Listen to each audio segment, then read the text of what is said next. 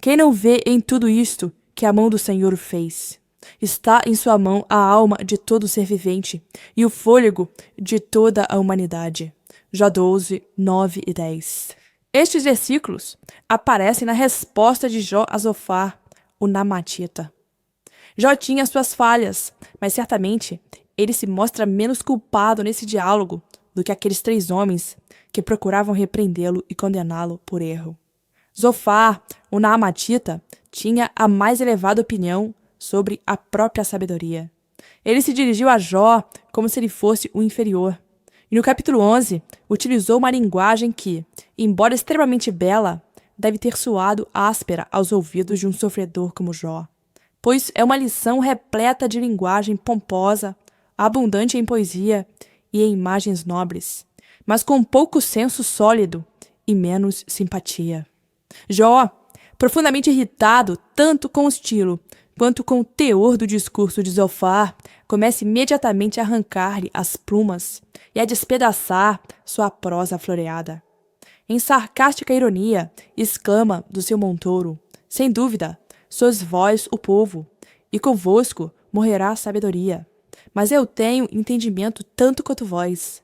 Não sou inferior a vós. Sim, quem não sabe coisas como essas? Vocês revestiram com linguagem adornada aquilo que qualquer observador comum poderia perceber.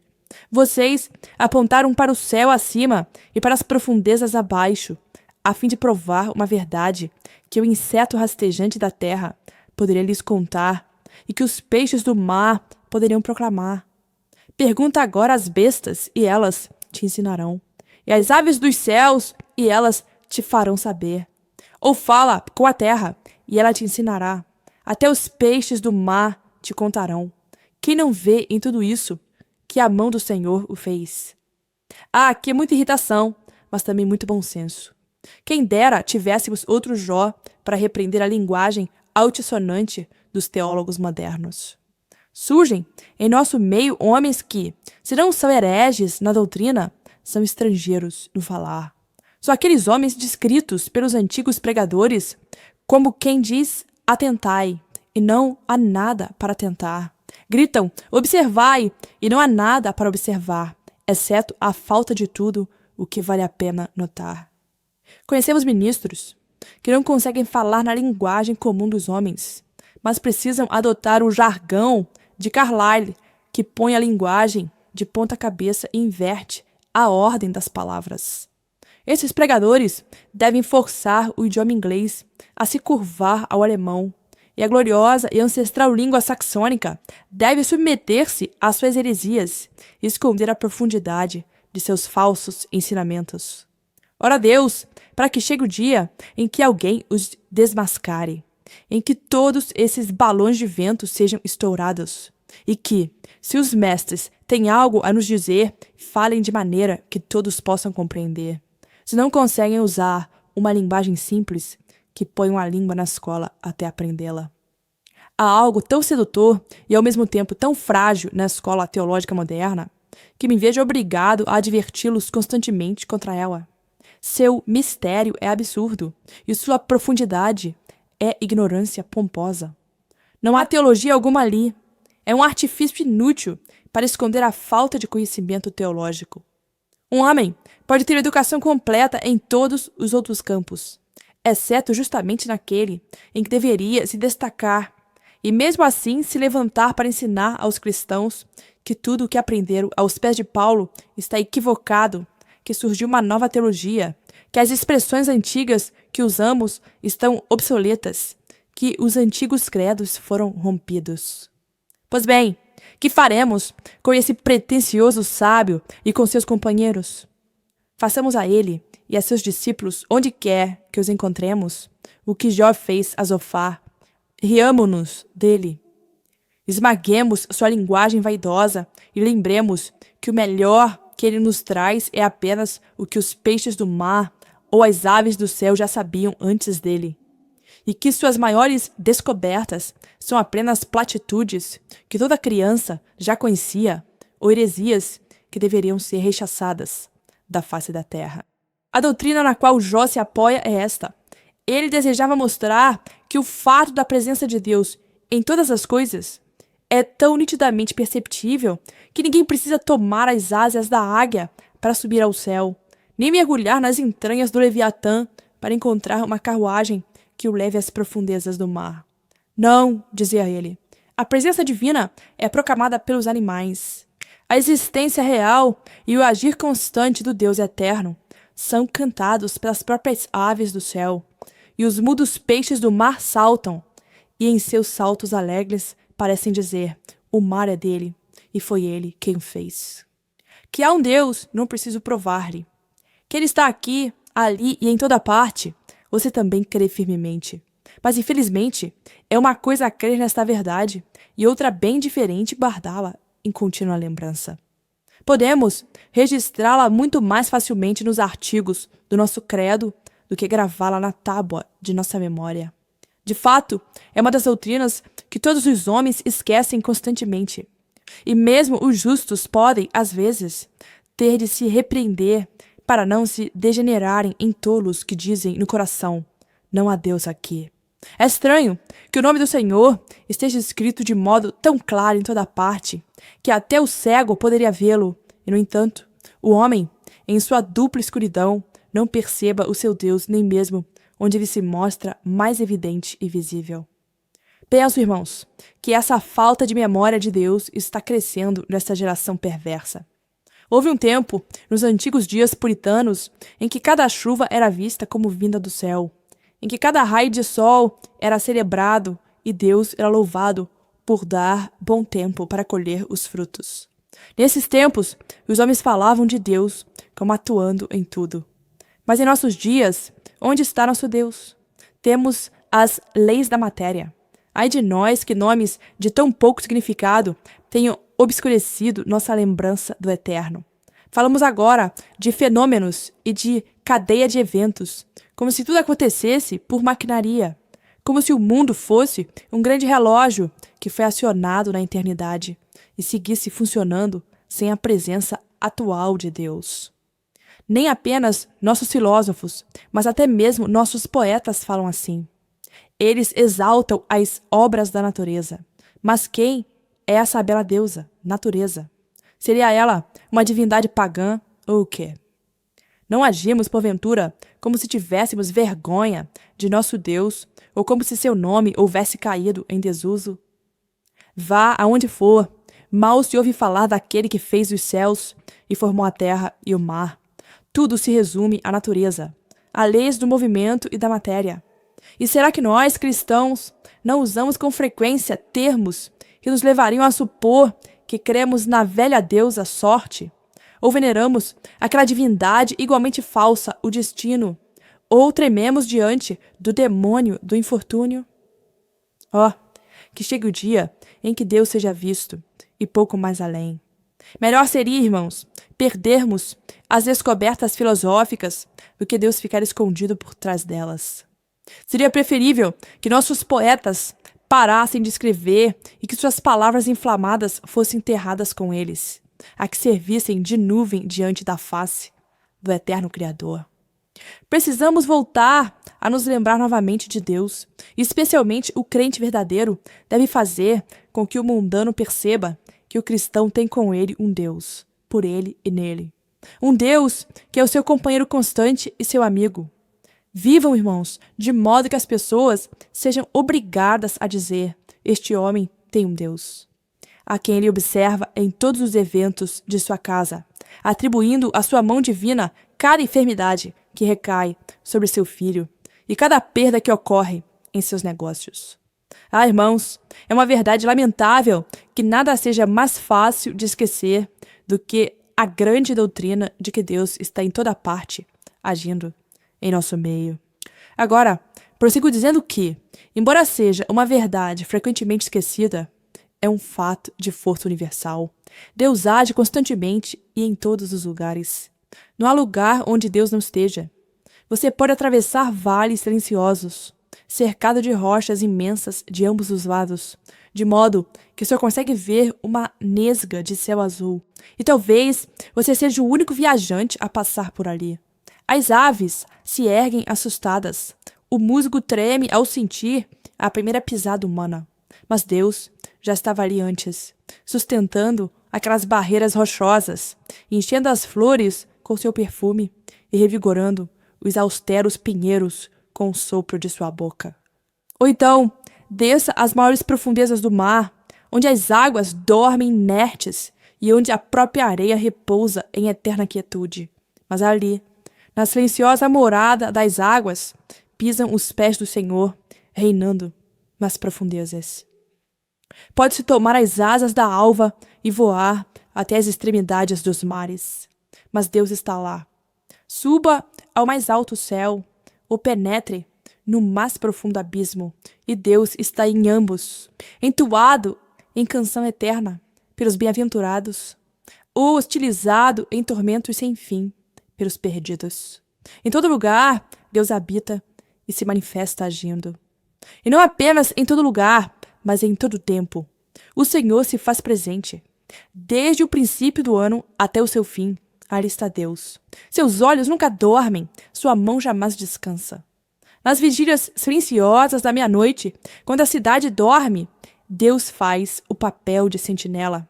E quando o sol desperta e afasta as cortinas da noite, o Senhor já vem ao nosso encontro, seja sobre as águas ou sobre os picos nevados. E novamente, quando chega o meio-dia e todos se ocupam em seus afazeres, esquecendo-se de Deus, Ele está ali, em meio à multidão, bem como nos desertos. Cada lugar sente as suas pisadas, cada tempo estremece a sua presença. De eternidade em eternidade, ó Deus, és perceptivelmente sentido em cada instante fugaz.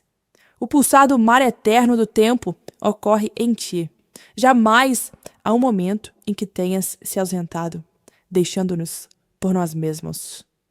E do mesmo modo como Ele está presente em todo lugar e em todo tempo, assim está em cada acontecimento. Se a terra é sacudida por convulsões interiores, é Deus quem faz tremer as montanhas. Ou se os vales riem sob o sol e os lavradores colhem seus frutos em alegria, ali está Deus, que se manifesta abertamente na generosa abundância de sua mão. Os maiores desastres políticos são predestinados, guiados e ordenados por Deus. Quando um Átila açoita a terra e a banha de sangue, seus passos estão ordenados, organizados e predeterminados, tanto quanto os do anjo eterno, que um dia soará a trombeta do Evangelho e proclamará o ano aceitável do Senhor. Nenhum acontecimento, por mais vil, nem por mais grandioso, deixa de estar sob a administração do Soberano Supremo. Seu domínio não encontra limites. Até mesmo o abismo do mal é transposto pela ponte de sua sabedoria. Siga adiante, ainda que a bondade pareça ausente e a graça completamente ofuscada. No espesso breu ele habita. Faz das nuvens seu carro e atrela furacões à sua carruagem. Bom ânimo, amados. Em todo acontecimento é possível enxergar o seu Deus. Se a invasão devastar esta ilha, se tiranos pisotearem nossas liberdades, se as ruas se encherem de sangue, Deus permanece supremo até mesmo ali, com seu povo ainda seguro. E se é verdade que Deus está em cada acontecimento, lembre que Ele também está presente onde não há acontecimento algum.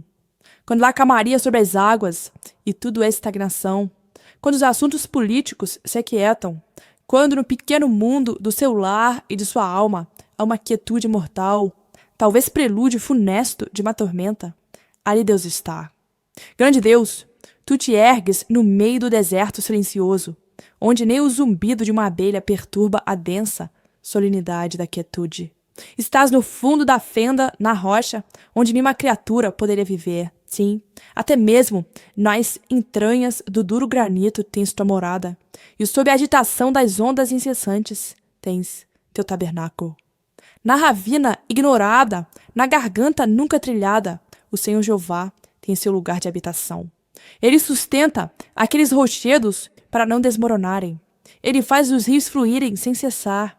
Se ele retirasse sua mão, as colunas da terra estremeceriam e cairiam.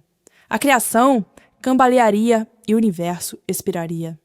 Tal como se apaga a centelha que salta do aço, assim pareceria a criação se Deus cessasse de estar presente nela. Ó, aprendamos sempre que Deus se mostra não apenas em suas obras, mas em seu repouso, não somente em seu agir, mas também em seu permanecer imóvel. Deus se revela muito claramente a você, se você quiser vê-lo. E se seus olhos, ungidos com o colírio celestial, estiverem abertos para contemplar seu Pai e seu Rei. Repito, esta é uma verdade amplamente esquecida, porém de força universal. Prossigo lembrando-lhe que se trata de uma verdade digna de lembrança constante. Não a encare como mera especulação. Suplico-lhe que não veja o fato da presença de Deus como algo no qual você não tenha parte ou interesse. Poucas verdades nas Escrituras são mais instrutivas, proveitosas e consoladoras para o povo de Deus do que esta. O Deus presente em todas as coisas. Permita-me demonstrar quão digno é mantê-la viva na memória. Você recebe muitas misericórdias. Seu Deus está em todas elas. Isso não adoça o pão que você come? Não dá um sabor mais delicioso à água que você bebe? O ar que respira, as roupas que veste, Deus está em cada um deles. Vá ao seu lar, onde estão seus melhores prazeres, seu doce lar, ainda que humilde. Quando olhar para as bênçãos que o rodeiam, diga: vejo aqui a bondosa mão de meu Deus. Lance um olhar aos pequeninos que sobem em seus joelhos e lembre-se de que eles são herança do Senhor. Olhe para aquela que é a parceira do seu coração e veja nela o amor e a benignidade de Deus ao lhe conceder tão valioso presente. Contemple toda a prosperidade do seu negócio, suas plantações que crescem e seus campos verdejantes, e encontre Deus em cada bênção que recebe. Eu não queria, de forma alguma, as riquezas do ímpio, pois suas posses, do ponto de vista dele, não vêm de Deus. Mas ter benefícios onde cada um deles revela o aroma do tesouro, de onde veio, olhar para o seu ouro e sua prata, até mesmo para cada centavo, e ver neles o selo do seu Deus impresso mais nitidamente do que a imagem de César. Sentar-se à sua mesa e comer e beber consciente de que cada refeição é como um sacramento, de que cada roupa que veste é um manto vindo do céu, de que em todas essas misericórdias se percebe a mão de um Deus de aliança, fiel às promessas. Quão digno isso fará você viver. Os antigos pagãos consideravam ser algo grandioso para um homem comer um dia à mesa dos deuses. Meus irmãos, nós comemos à mesa divina todos os dias. Na mesa do meu Deus eu me alimento, e de seu cálice bebo. Nada tenho que dele não recebi. Foi o Senhor quem me deu tudo o que possuo. Mas se é muito doce enxergar Deus em nossas bênçãos, é ainda mais consolador percebê-lo em todas as nossas provações. Não diga, vivemos maus tempos. Não existem maus tempos onde Deus está, pois sua presença dissipa todo o mal. Não pense que habita em lugar ruim. Não há lugar ruim para quem habita com Deus. Não julgue que circunstâncias mais tenham lhe ocorrido. Podem parecer repletas de mal, mas as nuvens se romperão em bênçãos sobre sua cabeça. Se você puder enxergar suas dificuldades como vindas de Deus, isso lhes tirará a aspereza, transformando-as de vespas que picam em abelhas que recolhem mel. Diga então, quando sua família adoecer, o Senhor colocou sua mão sobre minha esposa e meus filhos. E quando seu tesouro se for, diga, o Senhor colocou a mão em minhas arcas e as esvaziou. Quando o navio naufragar, diga, o Senhor lançou minha embarcação nos rochedos. Quando o cereal for destruído e a colheita não for feita, diga, o Senhor enviou a chuva dos céus. Ele o fez. Una-se a Jó, o autor de nosso texto, e exclame, o Senhor o deu, o Senhor o tomou. Bendito seja o nome do Senhor. Não considere as causas secundárias, mas a causa primeira. Não considere a criatura que aflige, mas o Criador que sustenta. Se é agradável ver Deus em nossas provações, acresço que é muito oportuno recordá-lo em nossos perigos. Estar no mar, quando cada viga do navio range e o mastro se curva, e ainda assim sentir, ele segura as ondas na concha de sua mão. Permanecer em lugares onde o risco é ameaçador e terrível, e mesmo assim declarar, o escudo do meu Pai está sobre mim. Caminhar em meio à peste e à praga, por vales infectados de miasmas e malária, e perceber que Deus detém o nosso fôlego, e que todas as flechas que a morte guardou em sua aljava jamais podem atingir nosso coração até que Jeová ordene. Ah, tais verdades são doces e agradáveis. O homem nunca está em perigo quando tem essa consciência. À ordem de Deus, poderemos marchar com segurança pelos domínios da morte e até pelos reinos do inferno, confiando na voz que nos encoraja. Não temas, porque eu sou contigo. Não te assombres, porque eu sou teu Deus. Um Deus presente. Meus irmãos, não consigo sugerir um tema que lhes incuta mais coragem nos momentos de perigo e aflição. Creio não ser necessário me alongar para além de acrescentar que você achará extremamente útil e consolador descobrir Deus nos seus mínimos detalhes. Nossa vida é feita de minúcias. E se Deus só fosse Deus para os grandes assuntos e não para as pequenas coisas, seríamos bem desditosos. Se tivéssemos um Deus apenas do templo, mas não dos lares de Jacó, onde estaríamos? Todavia, bendito seja nosso Pai Celeste, pois aquele que guia um anjo dá rumo a um pardal. Quem faz girar um planeta governa a trajetória de uma lágrima e marca seu curso desde a fonte de onde brota. Há um Deus no movimento de um grão de poeira soprado pelo vento de verão, tanto quanto no rastro de um cometa flamejante. Há um Deus no piscar de um vagalume, tão certamente quanto no brilho de um astro. Leve para casa, suplico-lhe, a consciência de que Deus está ali, à sua mesa, em seu quarto, em seu local de trabalho, no seu balcão de atendimento. Reconheça o agir e o ser de Deus em cada detalhe. Pense por um instante e notará muitas promessas bíblicas que oferecem o maior consolo até nos assuntos banais. Ele dará ordens aos seus anjos a teu respeito, para te guardarem em todos os teus caminhos. Eles te sustentarão nas suas mãos. Por quê? Cair de um penhasco? Arremessar-se de um pináculo? Não, para que não tropeces em alguma pedra. Um pequeno risco, mas uma grande providência para evitá-lo. E que mais diz a Escritura? Diz ela, os dias de sua vida estão todos contados. Não, ainda que isso seja verdade, mas sim, até os cabelos da vossa cabeça estão todos contados. E o que mais a Escritura nos diz? Que o Senhor conhece as águias, e nenhuma delas cai em terra sem seu conhecimento. Não, mas não se vendem 2 passarinhos por um asse, e nenhum deles cairá em terra se é a vontade de vosso Pai. É um grande Deus nas pequenas coisas. Tenho certeza de que isso lhe poupará muitas contrariedades, se você se lembrar dessa verdade, pois é de tais circunstâncias que surgem nossas irritações.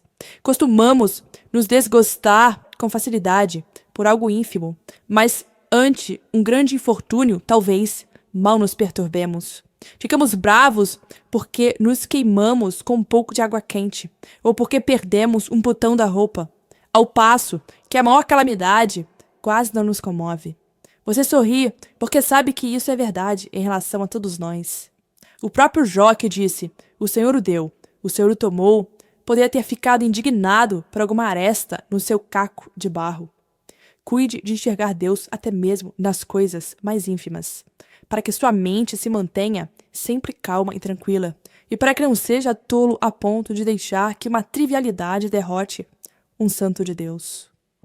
Não há justo nenhum sequer, não há quem entenda, não há quem busque a Deus. Todos se desviaram, todos,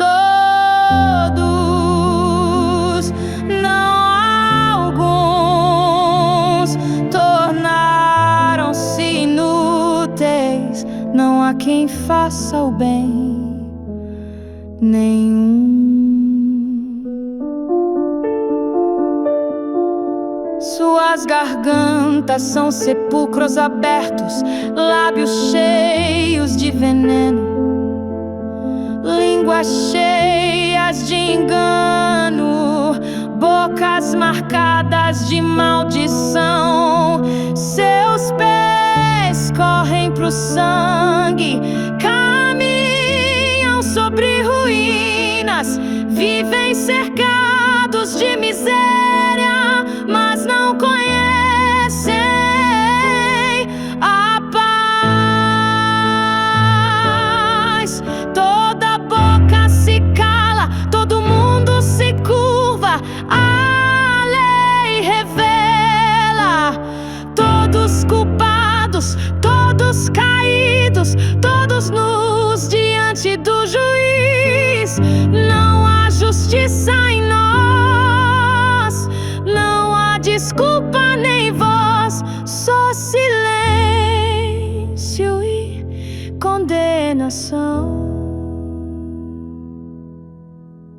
Eles não temem, eles não veem, vivem como se Deus não estivesse ali. Vivem como se fossem seus próprios senhores.